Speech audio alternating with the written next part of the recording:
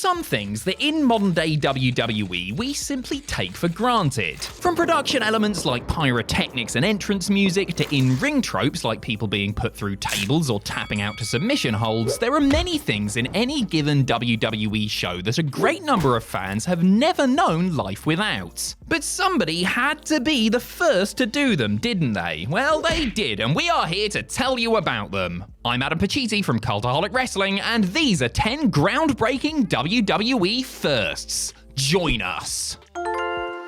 Number 10, Royally Rumbled. If you ask the vast majority of WWE fans to name the first ever Royal Rumble match, odds are that they will name the version that aired as part of the Royal Rumble television special on the USA Network on January 24th, 1988. What many fans may not be aware of is that WWE sought to trial the experimental Battle Royal during a non-televised house show on October 4th, 1987. The brainchild of Pat Patterson, the Rumble got its test run at a show that took place in the Kiel Auditorium in St. Louis, Missouri, albeit with only 12 entrants. Like most future Rumbles, this one was for a future shot at the world title, not on TV, but the next time WWE ran a show in the arena. Unfortunately, this Rumble was considered a major disappointment both internally within WWE and by the fans who were there to see it. Without Patterson present to properly explain the concept, wrestlers and the road agent responsible for putting it together failed to grasp how to do it correctly. Also, the ring announcer didn't help matters by announcing world champion Hulk Hogan defending against one-man gang for the next show, essentially spoiling the outcome of that night's main event. Oops. Number 9, Tapping Out. A wrestler tapping out to another wrestler's submission move is a common sight in WWE today and has been for close to 30 years by this point. God, we're so old. Prior to the tap out, however, a submission victory was typically declared by the one wrestler who was in the hold either moaning yes to the referee when asked if he wanted to quit, or otherwise nodding his head in the affirmative. ECW's Taz is generally credited with popularizing the tap out in the mid-90s, while in WWE it became commonplace thanks to former UFC fighter Ken Shamrock, who routinely puts his foes away with the ankle lock. And while the world's most dangerous man may have made it standard practice on WWE television, he wasn't actually the first person to score a victory by making his opponent tap.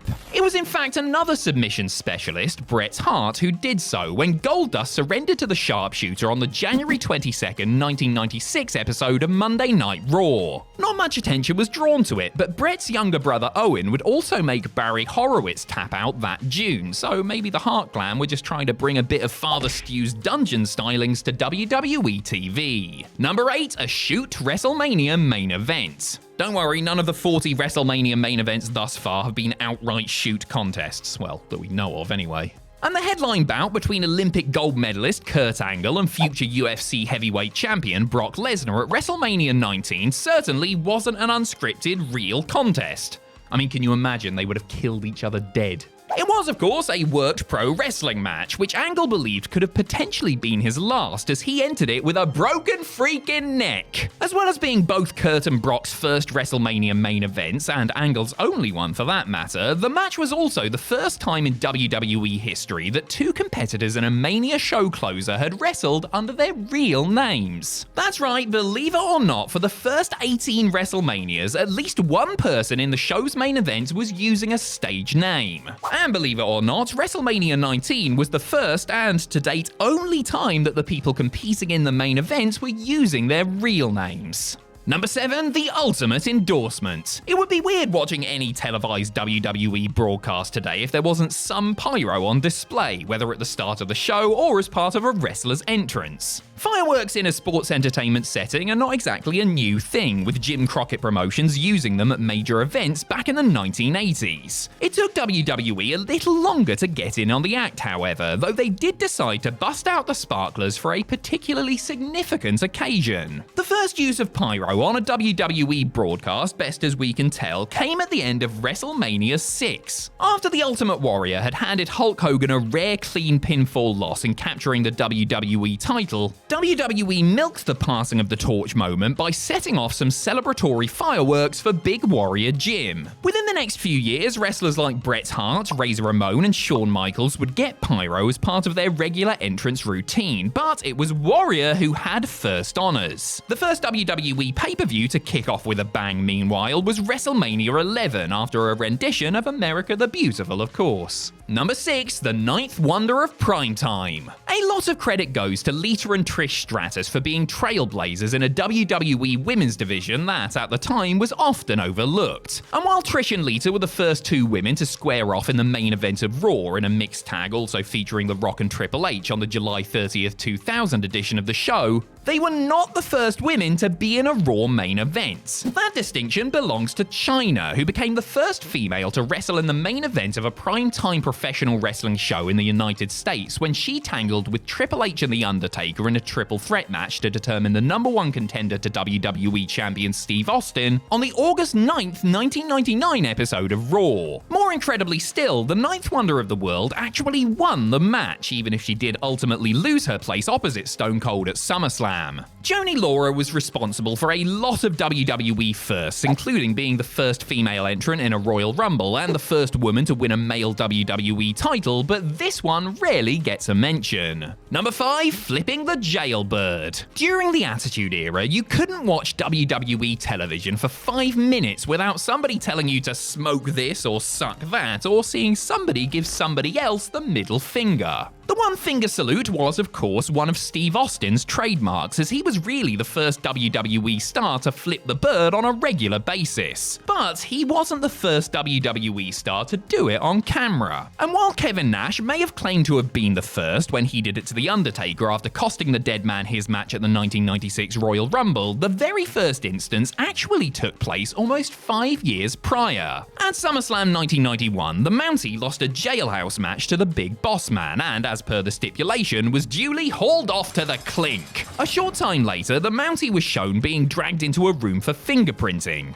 After an officer asked for his finger, the Mountie duly obliged by flipping him off. It was only for a second, and it wasn't the full-on double deuce that the Texas Rattlesnake favored, but it was the first time somebody had done it on WWE TV, in this case on pay-per-view. Number 4, climbing the ladder. In WWE's oft-parroted version of history, the company's first ever ladder match was the Intercontinental title tussle between Shawn Michaels and Razor Ramon at WrestleMania 10. And why wouldn't they want this repeated as fact? After all, the match is a classic between two all-time greats on the grandest stage, with one of the company's main prizes up for grabs. But the truth is that the first WWE ladder match took place almost 2 years prior. The idea of the ladder match itself was pitched by Bret Hart, who had participated in 3 of them for his father Stu's Stampede Wrestling promotion in the early 1980s. Trialing the concept with a view to bringing it to pay-per-view later at a July 7th, 1992 television taping, the Hitman successfully defended his IC title against Shawn Michaels in a great match that could have easily been booked on an order-only show. It was eventually included on the Smack 'em Whack 'em Coliseum video release, which hit shelves in April of 1993, a whole year before the Heartbreak Kid and the Bad Guy tore the house down in MSG. Number 3, table matters. So far, we've seen Bret Hart be involved in WWE's first televised tap-out victory and wrestle in the company's first ever ladder match. But if you think we're finished talking about the excellence of innovation, well, think again, bucko. Because Bret was also responsible for the very first time the Spanish announce table was broken on WWE TV, ushering in an era where the poor commentators had their workplace destroyed just about every month or so. Hart was deep into a grueling no disqualification match with world champion Diesel at the 1995 Survivor Series when Big Daddy Cool launched his opponent backwards off the ring apron. Rather than land on the ringside mat or a guardrail or something equally painful, the Hitman took a back bump through the wooden table. It was a shock to the crowd, as well as Carlos Cabrera, who had very little room to maneuver and ended up clipping his knee on the wood, causing him significant pain.